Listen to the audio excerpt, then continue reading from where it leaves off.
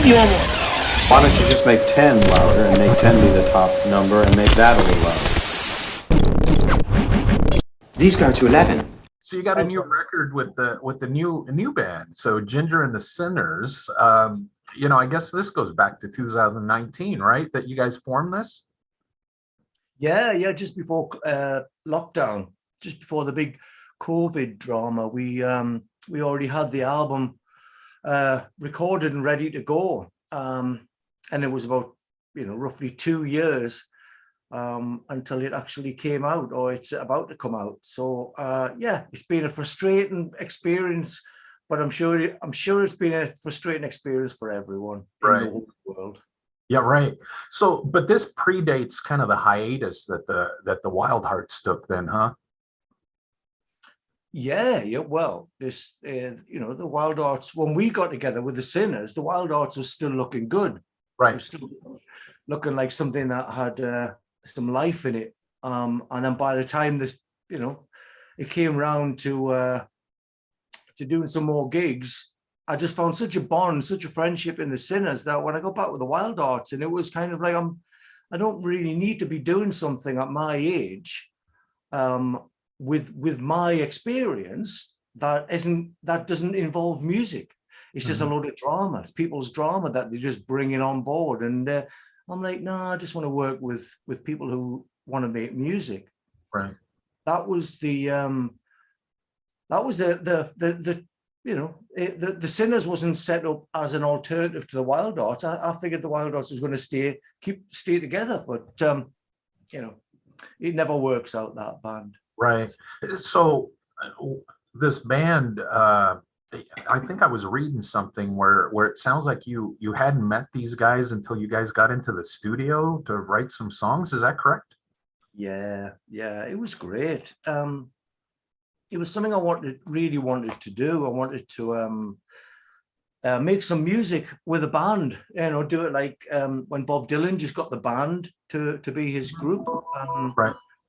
A friend of mine had given me a CD of a band called the Stone Mountain Sinners, and I put it on. It was just such a strong collection of songs, but great performances and a really strong voice. I'm a big fan of having more than one singer in a group. So it was easy for me to go like, oh, I'll have this lot. And so I literally went to the studio with them. I think there was a talk about having a rehearsal, and then there was talk about having a beer together beforehand, but neither of which worked out. So we met in the studio, and it was a case of, well, let's go to the pub to see if we actually like each other in the morning. And it was great. It was just, the whole thing was very organic. And again, it's stuff like that. You don't really put a lot of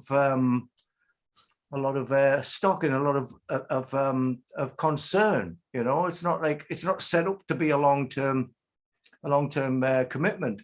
Sure. And it just seems that the Sinners has been exactly what I've needed on more than one occasion. The camaraderie and the musicianship and the professionalism, but the friendship more than anything. I mean, really is like an extended family. So I'm happy. It wasn't set up as an alternative to the Wildhearts, but I'm glad it's become one. Right. And I think I like, and I don't know, it probably wasn't the direction you guys were going, but it definitely has like a throwback to the old 60s rock. It's got all the bluesy stuff, all the, even some folk elements and all that kind of stuff. So it really is a throwback to some of the classic stuff. Some of the bands that I discovered, well past the 70s, but that I had to go back and check out, like the Stones and the Small Faces and stuff like that. Was that intentional, or is that just kind of what came out of you guys, getting together and hammering out these songs? No, it was all done on that first day together when we went to the pub and we started talking about bands that we liked. And, it started with the band and the Birds, Sweetheart of the Rodeo, and Flying Burrito Brothers. And then, it got into the kind of, from Grand Parsons to Grand Funk Railroad, and you know, we realized that we had loads and loads of musical similarities, and it was all this kind of stuff that was early 70s, late 60s, early 70s, that was kind of reborn in the 80s with Jason and the Scorchers and Long Riders, Lone Justice, Georgia Satellites. Yeah. And even now, keeping it up, you know, bands that have been going for a while, like Wilco, Jayhawks, stuff like that. We just realized that that's what we want to do, play good songs with really strong harmonies, which is quite rare these days. They get these big bands, there's like 6 or 7 of them, and there's no harmonies. And we, you know, we're all big Crosby, Stills, Nash and Young fans, and yeah, so we want to bring the harmonies back. You know, that was the main intention, really. Right. Well, I mean, you definitely have a lot of great hooks on these original tunes that made it on here. So, I mean, and as far as things go, being that you guys, you know, formed back in 2019, I imagine you guys probably have a few tunes left in the vault for later use as well. Well, we recorded during lockdown, we recorded the second album. And we're on tour in October, trying out who's hopefully going to be the 5th member of the group. Then we're going to go and fix the second album, you know, fix any bits that we can improve on, because we recorded both albums before we'd had a chance to play live. Now that we've been out a bit, we kind of have got an idea of what our sound is, you know, by default. So yeah, we want to go and do that, and then as soon as this second album comes out, around about, like, you know, next summer or something, we'll have already been away writing the 3rd album, so that'll be in the barrel waiting for the second album. It's one of those things. I was brought up with country music, and those guys didn't stop recording; it kept them on the road. Right. And that's one thing that we have in common, is that we like, you know, to make music, to record music, and to go on stage and play it. So yeah, we just got lots and lots of songs. Oh wow, that's awesome. And why do it with a label rather than crowdfunding? Because I think you've been one of those guys that's been a proponent for that. You've released lots of music via that avenue and stuff like that. Why change?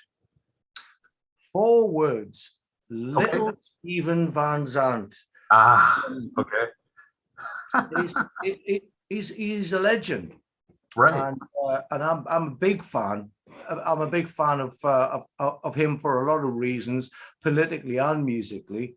Right. I like his personality. You know, when he showed interest in working with me, I always kept it on the back burner. I think he'd heard of me because of a song I'd written and recorded with Ryan Hamilton, called F.U. Brain. I don't know if I'm allowed to swear, but it was, you can fill in the blanks. Right.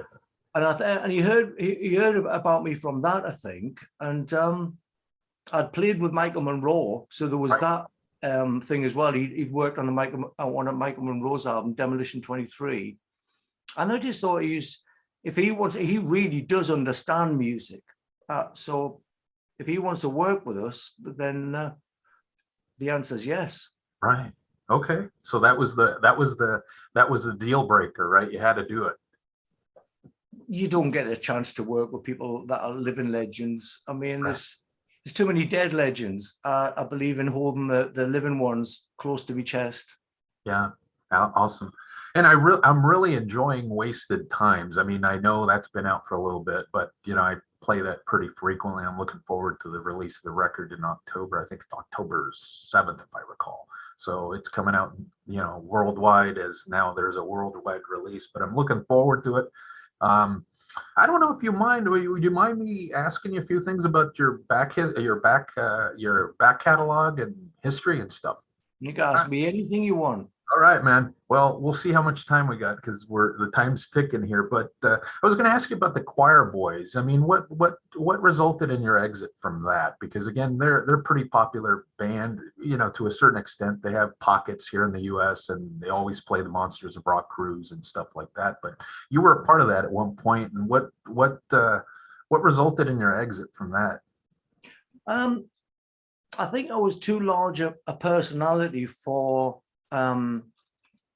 for the other guitar player to be comfortable with, and I think I wanted things to be more rock, and they really wanted to sound like the Faces, and I was like, well, we're talking post-punk now. There's got to be some kind of concession to we're aware that it's happened, and we're aware that, you know, the energy is a little bit different than it was in the early 70s.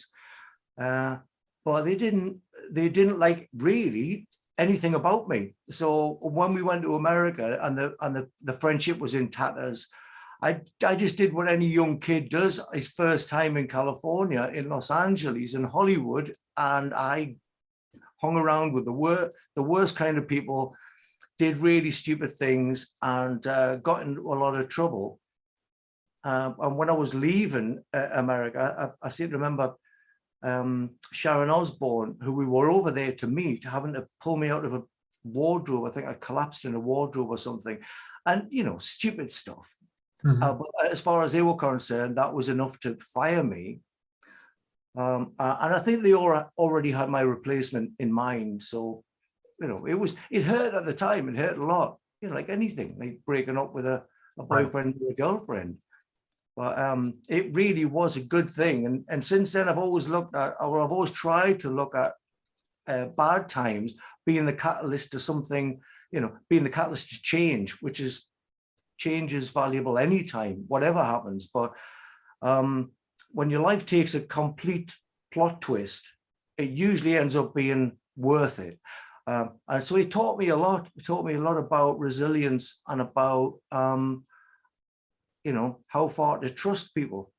Right. You know, just willfully going around indiscriminately trusting people is a young person's naivety that I'm glad I don't have anymore. But I'm not cynical at all. I just don't believe everything that people tell me. And I used to. And you were also, I think you were part of the Throbs at one point as well, right? Because they had a real cult underground following. I mean, I know, you know, they didn't really break even here in America, but I think you were briefly involved with them to a certain extent. Yeah, it was. It was fresh from the firing from the choir boys. I think they'd seen it in a Kerrang or something. And I was out with the Kerrang staff, and someone got a phone call saying that this band, the Throbs, wanted me to go to New York. And I was like, that's a bit of a severe thing for an audition. They're like, oh, no, you got the job. I'm like, why? And like, because they like the fact that you were fired from the choir boys. That's the angle. Right. So I joined the Throbs and I got fired from the Throbs. So what's the story behind that? What resulted in the firing from the Throbs?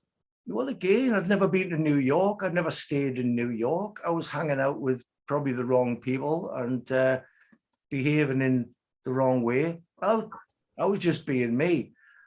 And now I always figured from people, you know, turning against you like that because of something that, you know, it's understandable, someone getting a little bit too excited about being in a foreign country. I've always took that into consideration. If people get out of hand in bands that I've done, I'm like, well, they're just enjoying themselves. At least give them the benefit of a conversation and say, why did you behave like that? Right. Because I never got that. So I learned, those bands taught me how to fire people.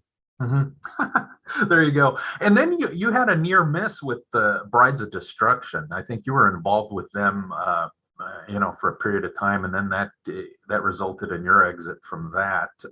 What made you think it was the right time to step away from that? Because I mean, after hearing the end result, I think you probably did the right thing. Well, it was a different, you know, I was going to move to Australia. It was after the Wildhearts had dissolved for however many times. I was going to move to Australia, and Scott Sorry, who we'd toured with Amen. I'd met Scott Sorry on the Wildhearts Amen shows, and just, you know, love the guy. And he joined this Brides of Destruction. And I went, oh well, I'll come to LA instead of Australia. It's similar weather. And he was like, I don't think they want another guitar player. And so I talked my way into the group, and And it was great. We were writing songs in rehearsal. It was like really good, strong harmonies. There was me and the drummer Scott Coogan loved singing harmonies, so there was great 3-part harmonies. It was a great sounding group. And then they got into a bit of trouble with someone who was running a rehearsal place, and I found well, it was a trailer park. It was a manor house on a trailer park, or like a lodge house, I think you call them over there. We moved in there, and it was just a really good vibe. And this place had 13 acres. So we decided we were going to call the album 13 Acres, and it was going to be this kind of rock and roll stuff. And then one day Tracy turned up and said, oh, these are the songs that we're going to record for the album. And there was all these songs that sounded like Iron Maiden, which I gather are a big influence on him, but not on me. And I you know, there's songs about Lady Godiva and stuff, and I was just like, nah, I can't do this. And it was just the fact that and they changed the name from 13 Acres with a picture of this lodge house, which was really spooky. It was like an Amityville horror kind of building. They changed it to Runaway Brides with a picture of them splashing water on each other. And I'm like, this is nothing to do with the group that I joined. You know, so it was just like, I think, you probably got a concept. And then I think you were responsible for doing the Camp Freddy thing, which then you weren't even a part of, and they go and do some shows, recorded even, I think, a song for a soundtrack. I think they recorded I think it was a Cheap Trick tune. But tell me about that. What was the inspiration behind doing something like that? Oh no, Camp Freddy wasn't anything to do with me. That was a very good friend of mine, Billy Morrison, who now plays in Billy Idol's band. He set that up with Dave Navarro, and Billy's just a nice guy, and he used to like the Wildhearts back in the day. So he asked me to do the Camp Freddy thing, and it was a lovely excuse to travel first class and stay in huge hotels. Suites, there weren't even rooms. I never even saw my room because we just stayed awake the whole time. But it was lovely. It was lovely, and at the end of it, we got paid. So it was lovely and lucrative. Right. It was just a great thing at that one time, and I just thought I just. Again, invite myself on board. It's kind of what I did with Courtney, kind of invited myself into the group. Right. But I'm good at talking my way into situations. I'm not very good at keeping them. Right. So, and you mentioned the Michael Monroe record, Sensory Overdrive. I mean, that you're all over that. Your stamps, your sound, your stamp is all over that particular record. How hard was it to step away from that? Being that was probably one of his strongest records of his career. Well, I don't think he thought the same. I mean, I've heard him say that, describe it as being a heavy metal record, which I don't really like heavy metal. I think the heavier bits sound more like the Stooges. But when I first joined Michael's band, it was such an important time because the Wildhearts are falling apart again. And he was backstage at an Alice Cooper show, and he found out that he had Sam Yaffa in his band and Todd Youth, and I'm like, get me in. I'd already written a song with Michael, so he knew that I had some talents in writing. And then he had a few songs that I think Todd and him had written, and I just thought, well, you could do with some tunes, some poppy kind of rock and roll things. And then surely, but certainly I got my own way, and I ended up writing the whole album, which kind of was like when I first joined the band, I was like, oh, wouldn't it be nice to get to write or have a hand in writing all of the songs? And I guess I'd put it up into the universe, and it listened, and I did. I ended up having I think it was one song I didn't have a credit on. Right. But, it was a brilliant time, brilliant band, great experiences. I just didn't get on with the manager. And so it came to the point where I said, Michael, you know, it's me or your manager, really. Right. And he went, well, I can't get rid of my manager, so it's going to be you. And I'm like, okay. And then within a year, he'd fired the manager. So it was one of those, again, one of those experiences that, you know, I think it was just the timing was wrong. Right. Right. Okay. Well, I just got a couple more things and then I'll cut you loose. Thank you for your time. Yeah, we'll definitely. Thank you for your patience. Yeah, no problem. Hey, thank you for your patience. So I think we're on the same wavelength here. So last thing, one of my favorite tunes that you cut with the Wildhearts is "Rooting for the Bad Guy." Now, what's the inspiration behind that?